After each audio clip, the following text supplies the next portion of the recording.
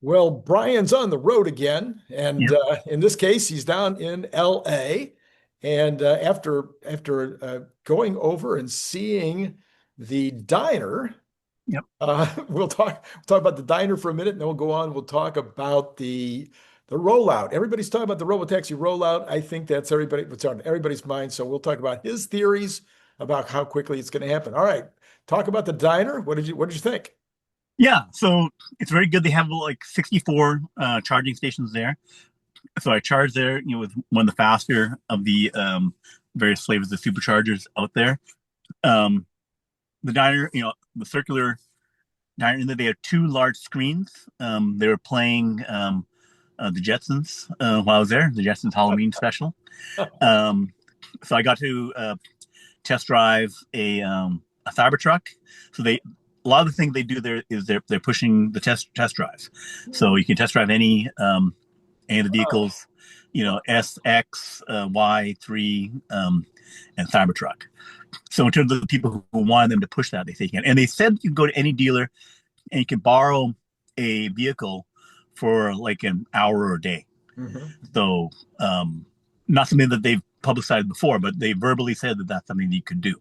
Yeah. Um, and then inside the diner itself, they had the various quite a range of diner food. I ordered a egg sandwich, coffee.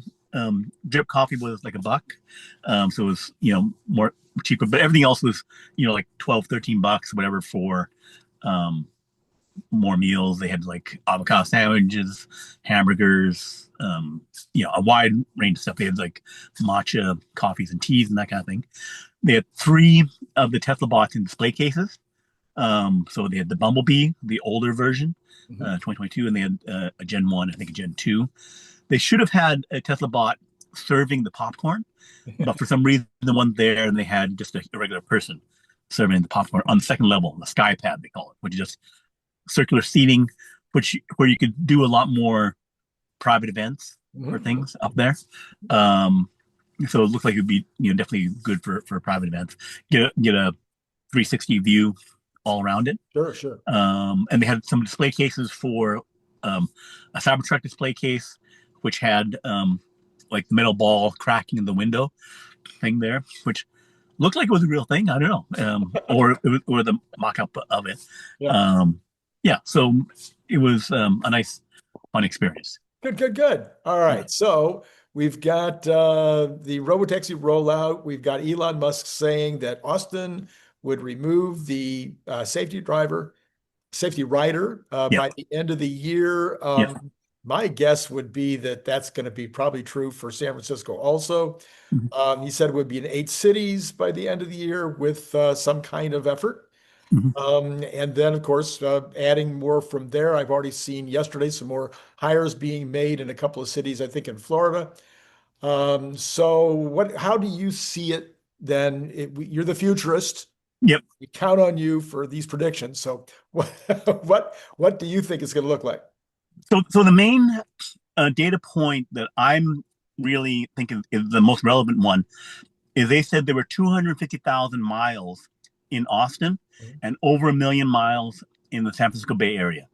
So the 1 million miles in San Francisco Bay Area, they launched it in end of July, and then slow ramp in August. So then most of those 1 million miles would have been September and October. Mhm. So that means 500,000, 600,000 miles in a 4 week period, 150,000 miles, maybe 250,000 miles. You're getting to 10% of all Waymo miles. When you Mhm. get to two, because they do 2.5 million a week. Mhm. So you do 250,000 in a week, you're up around that 10% level. And the 250,000 miles in Austin, they're still, and I have a little screenshot of it on a deck. If you go to the Austin City Autonomy site, they have a business intelligence dashboard that Mhm. shows all of the incidents for Waymo, all the incidents for Tesla, all the information incidents for Zoox, right? And if you look at 2025, Waymo has 80 incidents, Mhm. right? They started officially in May, but they have incidents even before that when they're doing their testing with I fewer see. vehicles, right? And the Waymo incidents are like three crashes, 3 near misses, and over half of them are blocking traffic, being a nuisance, which we've seen before on video, Sure. where they're like indecisive in an intersection, blocking off traffic near that famous restaurant, where it's like you have some parking, and then if you're stuck, want to turn in and do something, you can block traffic entirely at that location.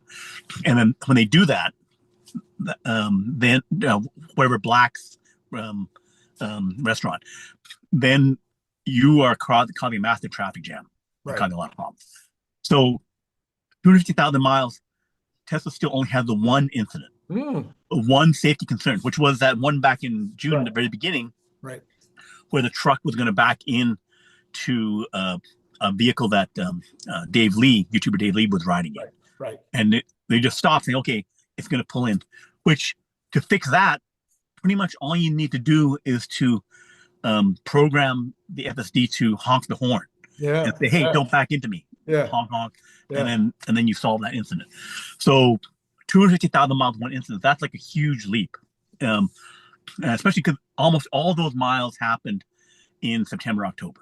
Because we know they had a very slow ramp up to the end of July, or April, May, June. End of June, because Q2 they said 7,000 miles. And they were still slow ramping in July. So then again, 100,000 miles in Austin would be about 10%, 20% of the miles that Waymo is doing in Austin. So we're one more step up in terms of like another 20x jump, because we went 7,000 miles to almost 1.4 million miles total. That's a big 20x jump in a quarter. So we get another 10x jump. We're right at Waymo level in Q4. So I think that when they roll out and they say, okay, we're going to start removing the riders and drivers, that would in Q4 December, they would be at the range of 500,000 to 1 million miles. If 500,000 to 1 million miles, you're clean, or going clean as you say, take a month to fully remove all the riders, then you definitely at 1 million miles. So I feel that statistically means that even if I have an incident without the safety rider, safety monitor, and I'm unlucky it happens in January, February, you can say, hey, I got 1 million miles. I'm as safe as regular. So the 1 million miles clean is a defense to say, if I'm unlucky, I got a lot of stuff.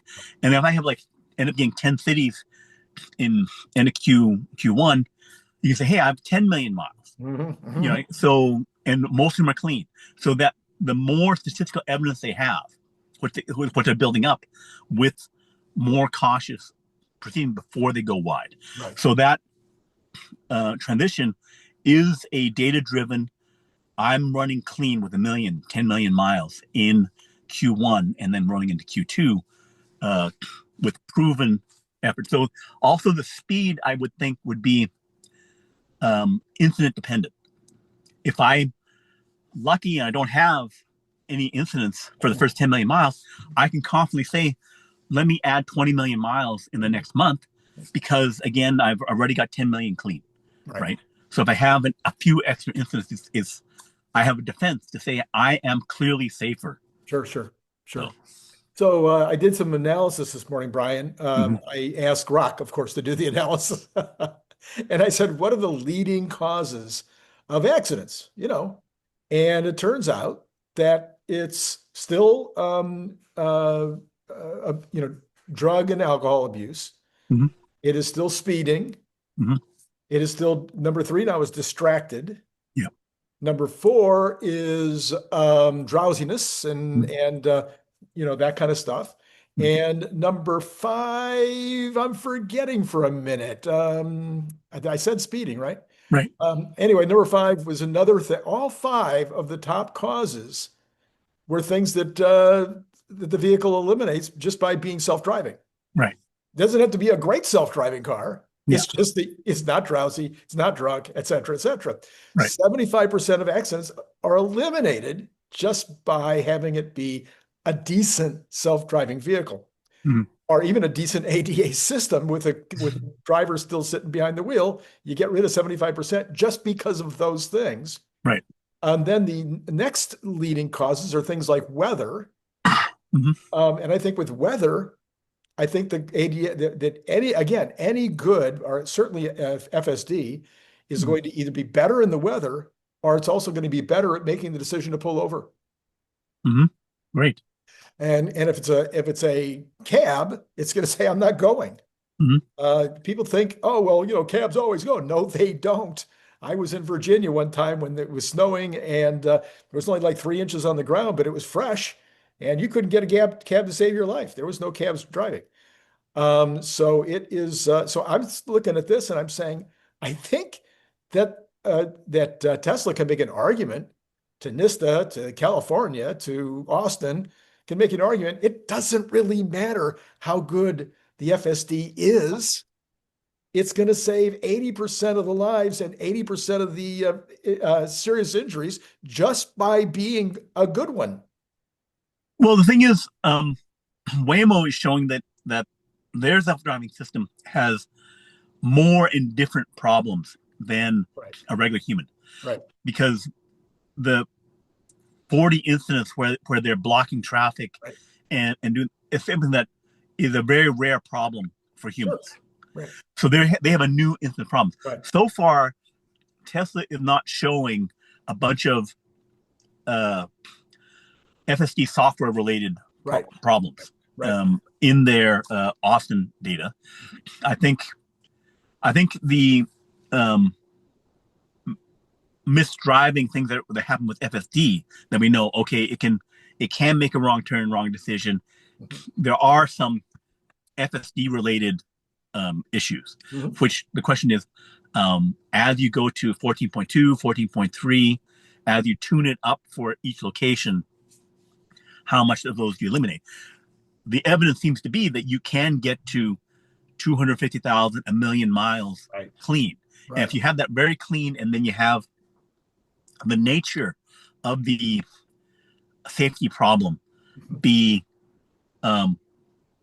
like the different classes of, like, I'm running straight into other traffic, I'm doing something really crazy, stupid, really dangerous, that would result in a serious accident. Right. If their errors are fender bendery, side swipe, Right. they're less dangerous. Right. So Right. that's what we need to see from the data. Yeah. So my argument, of course, goes along those lines, and it says to NISTA, you made seatbelts and airbags mandatory, and they only save 4,000 lives a year. Right. And just by having an autonomous system, you would be saving 36,000 lives a year. Right. So it seems like not only should it not be a case of being, oh, well, maybe we'll give you an okay. Yeah. It should be mandatory. Now it should be, they should Mhm. say, look Ford, look General Motors, look Kia, look Toyota. You've got 3 years, Mhm. like they did with laptop. Seatbelt, not both. Yeah. Yeah, and what do you call them? Airbags. Airbags. Yeah. They gave him time. Maybe Right. Larry and I talked about this last night. Maybe give him 3 years, Mhm. but it has to be Tesla level. Right. It's not going to be okay for it to be like, okay, we're getting 3% more accidents. Right. It has to be Tesla level. So anyway, that's my current theme is, why would they even be questioning certification? They should be at the next level deciding about mandatory. Yes. And I think 2026, when they get to large number of vehicles, clearly they're going towards Q2 as a really, really large rollout, because they'll have the 10 cities started by the end of this year at a small level, but 3 months of safety monitor or safety driver, then they will clearly be strongly scaling to thousands of vehicles, maybe tens of thousands of vehicles in Q2. When you're doing that, then you're adding 10 million miles per week Yeah. when you get to 10,000 vehicles. Yeah. So that would be like 100 times the level we're at now. So right now we might be at 100,000, 200,000 miles per week. So we will be at 100 times more rollout, even with this conservative rolling into Q2. Right. And then if they're producing a lot of cyber cabs, thousands of them, and then also rolling in thousands of Model Ys, which you could release right into Austin and Fremont, because those will be areas that will have unsupervised driving. Then getting to 100,000 or more by the end of 2026 would mean 100 million miles. So we'll be getting to the level of miles that we're generating from the full FSD system now, from a Robotaxi unsupervised. Right. So, of course, I'm thinking about this from a marketing standpoint. Okay. And what I'm suggesting here is that why don't we change the argument? So a lot of time, people will remember, I'm going to forget his name now. As soon as I said it, his name went out of my head. The famous debater from the 80s and 90s. He's passed away now. Buckley? Bill Buckley. Yeah, Bill Buckley. Yeah. Bill Buckley says, if I get to choose the title of the argument, if I'm the one that makes the question, I've won the debate. Right. That's what he used to say. So right now, the debate question is, are they safe enough to be certified? Right. So you've lost the debate, because now you've got to prove it, like millions of miles or this or that or the other. I'm saying change the debate question. Should FSD be mandatory on all vehicles? It's already saving millions of, or tens of, in the United States, thousands of lives. Right. And how many disabilities and brain fractures and all kinds of things. Yeah. I think by the end of 26, for the second half of the year, I think that's the way the thing will be framing, that it'll be so safe that's where we should be, the case should be made. And the transition in miles, even if you transition the vehicles, if you get to 1 million cars, you'll have more than Uber levels of miles. And the ARK Invest analysis is that the first trillion miles in the United States, basically you can go 10x the size of Uber for the ride sharing taxi market. Right. That you get to the size of Uber roughly at the end of 2026, and then by the end of 2027 you can scale up another 10 times, and then you would still be getting in that initial, the entire ride sharing opportunity is still there up to 1 trillion miles. Right. So you would then, if you get that 1 trillion miles, you will be replacing 10-20% of the driving in the United States, with this opportunity. And then, working on the transition, even if you don't make it mandatory in the other cars for a while, the miles shift in terms of improving the safety on the roads would be happening. Right. And then also the cheapness of I am drunk, and then I need to, they say, okay, you can't drive, we're calling, the Tesla thing. That would be totally enforceable in late 2026, where it'd be a really low cost option to make sure that no one drives under the influence. So if Tesla, so I made the argument this morning, and I think this will be on, maybe this is Sunday, so it might have been yesterday morning. I made the argument that Elon's goal is 0 accidents. Yes. And not just, and that's what when he's saying abundance of caution and, just give it a couple of months. And it's not about the fact that it's already ready. He could release it today. Yeah. But that an abundance of caution says, man, if I'm showing 0, if I'm getting no caused accidents, that would be step 1. And then no accidents at all would be step 2. And I made the argument that the no caused accidents is probably pretty much a done deal, because the car is going to be cautious. And the only thing that people are complaining about right now is a little bit of over caution and a jittery steering wheel or whatever. But then how about the non-caused accidents? What about the examples where somebody runs into you, they T-bone you, or they hit you in the back, or it's a head-on because they're crossing a yellow line or whatever? I think that the car is going to be so clever that the vast majority of those are going to go away. And the more we have a fleet, the more it could maybe all watch out for each other. Right. If I have more cars on the road driving miles in 2020, late 2026, Mhm. that if I have 3 or 4 cars in the area, then it'd be easier for the network. And they do talk about training the fleet to Mhm. know when there's a problem. So that would make it easier to avoid accidents to vehicles. Right. Yeah. So, but I'm just thinking, I'm just trying to go through, like in my mind, some accidents that I was in, and I already did that yesterday morning, so I'm not going to repeat the ones that I talked about. But if we think about, you know, you stop, you have to come to a sudden stop on the freeway, Yeah. and there's a car behind you, and he has to come to a sudden stop.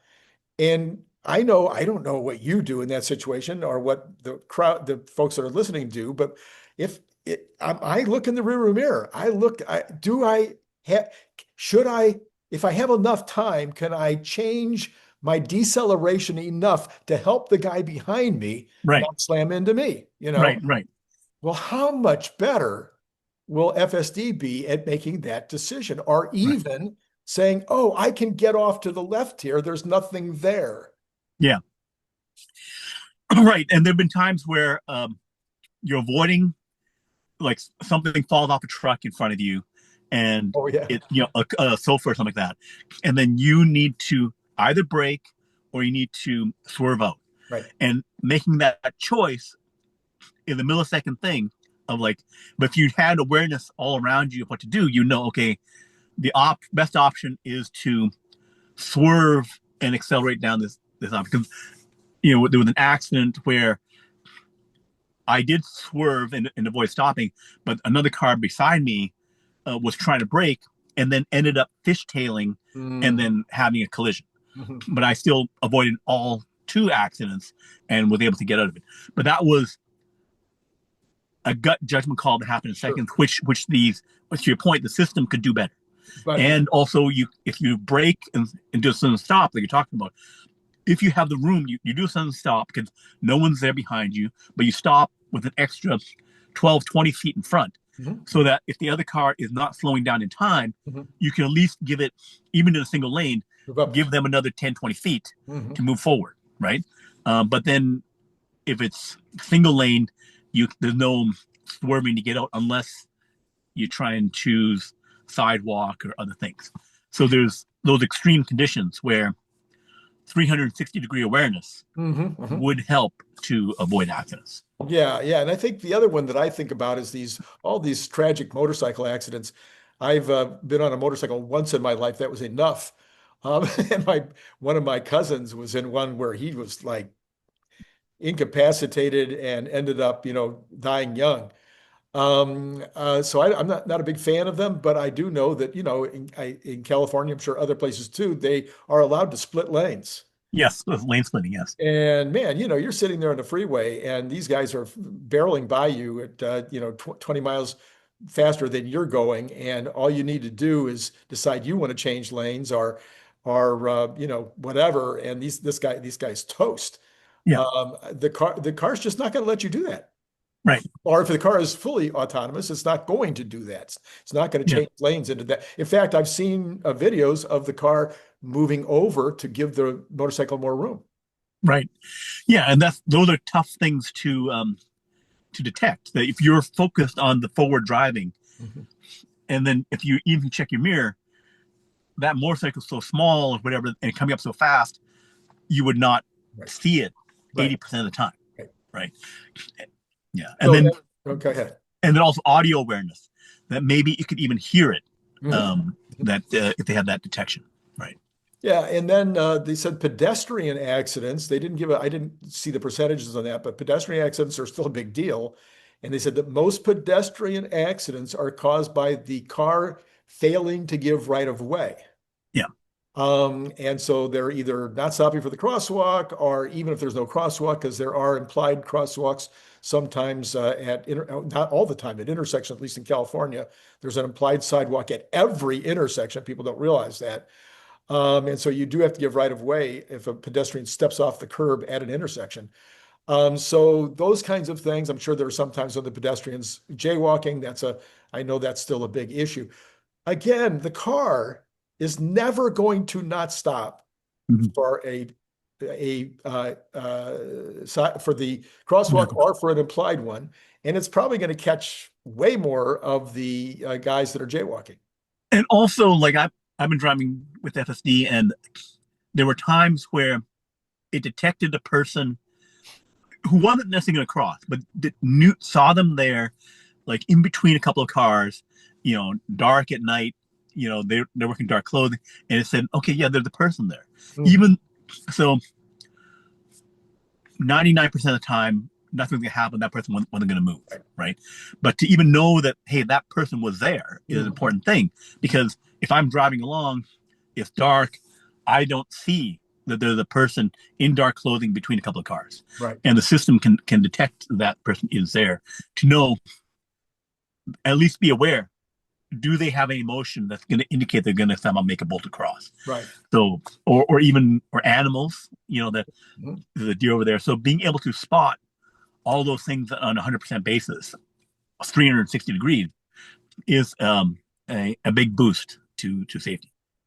Yeah, and I've reported this a couple of weeks ago, but I'll report it again. I don't know if you know. Do you know how to decide whether to stop for a deer or to swerve? No, I don't.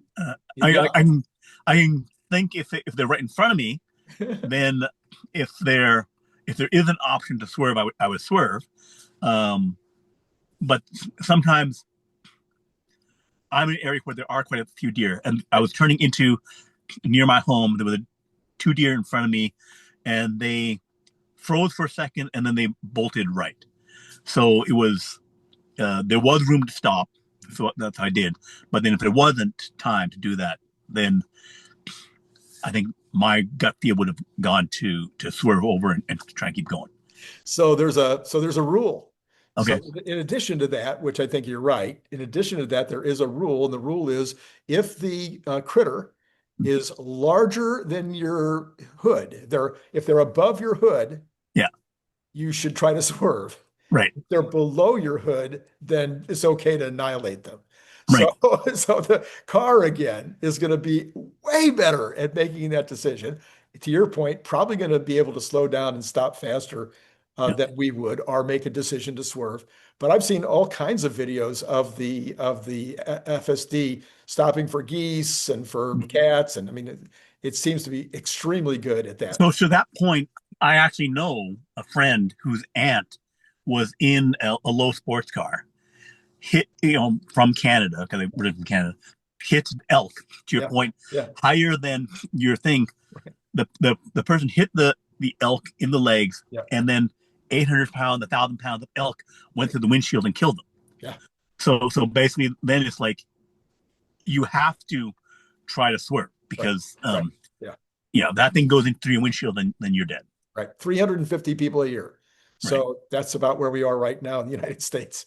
So that die, that doesn't count the ones that are injured, which based on the other statistics, I'm going to guess is probably 10 times that much of people that are injured significantly. So, okay. So these are my points. Your point is you think the rollout. Here's how I kind of see what you're saying in a little slightly different way. I've been saying forever that once you prove it in one town, then you've basically proven it for all towns. But Elon's going to want to do, as he said, he's going to want to do the safety thing. And that's fine. I agree. Okay. So, but he's talking about 3 months in each town. So if he's going to have 8 towns in addition to Austin by the end of the year, that means we're going to have 8 cities sometime in the first quarter, to your point, that will be safety ride removed. So now you got 8 towns, even if you only have 100 cars in each town, you got 800 cars. Plus Austin. So you got 1,000 cars. Now you've started 8 more towns or whatever in the first quarter. Now you're going to double that, etc. So getting to 50, 100 cities by the end of next year, maybe more, with 100 or 200 or 300 cars per city. I mean, it seems like a no-brainer, even with the slow approach. So my point about the miles is that, so you start up 8, 10, so you went from 2, like you have now, 2 or 3, if you depending on how you count the Bay Area, because the Bay Area is multiple cities within the whole thing. And then you're looking at doubling the rate by going to 8 to 10. So I went from 2 to 3 to 8 to 10. So I'm like double or tripling because I'm running clean. Right. So if I'm running clean and I have 10 cities all opened up, I would then open up 20 or 30 in Q1 because I've already got like almost 10 million miles. I go from 1 million miles, 1.5 million miles to 10 million miles in Q1. So then if I'm running clean, I can say, let's triple, quadruple, and then go start up, 30 or 40 cities. Right. And then if it's not clean, I could choose to dial back to 20 or something like that. Right. But that rate of progress is, I think, data incident dependent. But the fastest rate you would probably want to go is about like this 4x, 6x kind of level, where each month I can double up.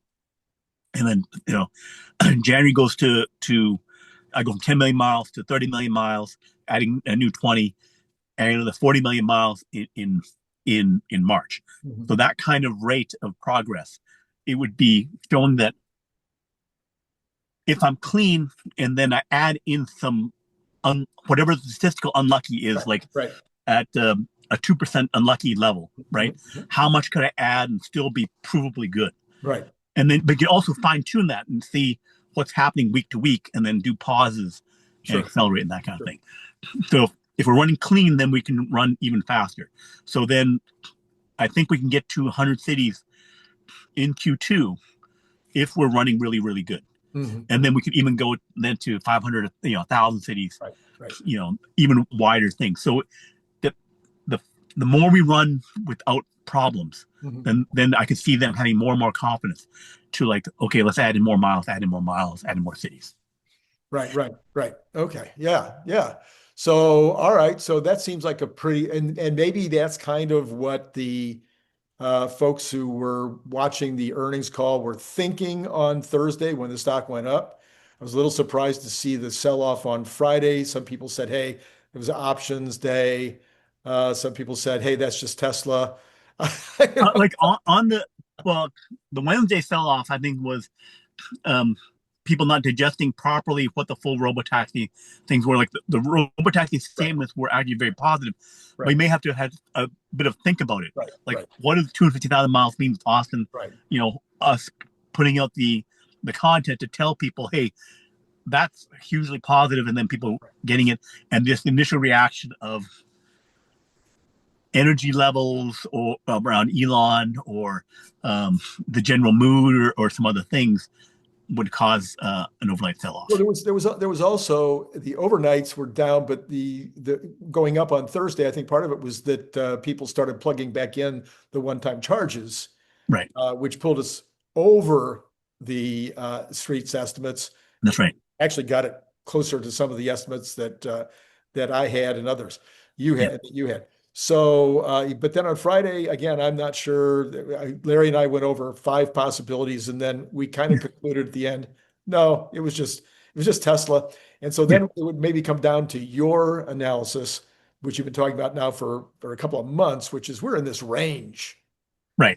We've been in that range now. I should go back and look. 410, 420, up to 460. Yeah. Just bouncing around, up and down. Yeah. Which is a formula for breaking out big time. Right. And it's also something where if someone who wants to manipulate the ranges wants to drive you down to the bottom of the range, drive you up to the top of the range, and then for them to capture, a 15% move and profit, then they'll do that every week. Oh, I can, scare the herd and make $1 billion. It's duh, they're going to do that. But then once you get real movement, then they can't play that game. They have to be in to run if we go up to like 500, 550. Right. And there's a lot of indication that that's going to happen with unusual call options in the $50 million, $100 million range. Yeah.